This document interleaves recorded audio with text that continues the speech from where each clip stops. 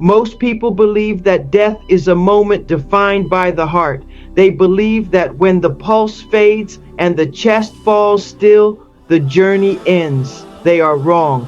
For centuries, this misunderstanding led to one of humanity's greatest terrors, being buried alive. History is haunted by the accounts of safety coffins, caskets equipped with bells and air pipes, because our medical definition of death was primitive. If a heart slowed to a whisper, the shroud was wrapped. But thousands woke up in the dark, realizing too late that while their hearts had paused, their selves were still very much alive. Why? Because the heart is merely a pump. The lungs are merely bellows. They are the hardware of the body, but they are not the seat of the soul.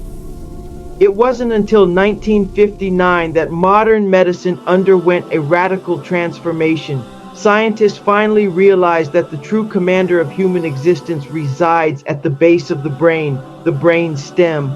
This is the light switch of human consciousness. When that light goes out, death is official. Science finally moved the definition of death from the chest to the mind.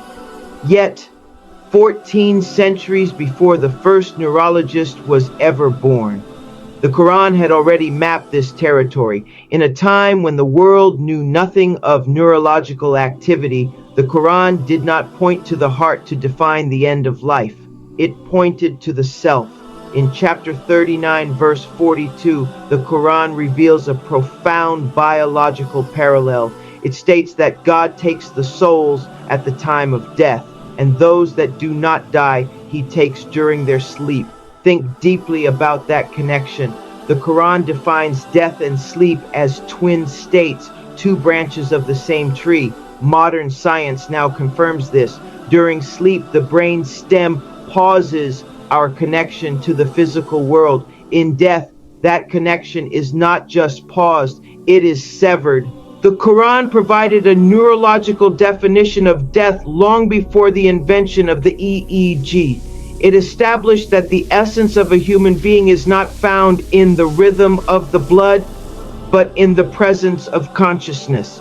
This is where revelation and reality meet. Science is not the rival of the Quran, it is the witness. For over 1,000 years, the answer to our medical mysteries was waiting in the verses. As our technology advances, we aren't discovering new truths. We are simply finding the evidence for what was already written. The critics may argue, the skeptics may doubt, but the biology of the human soul remains a sign for those who reflect. In the pulse of the brain and the silence of sleep, the truth remains. The Quran didn't just follow the science, it led the way.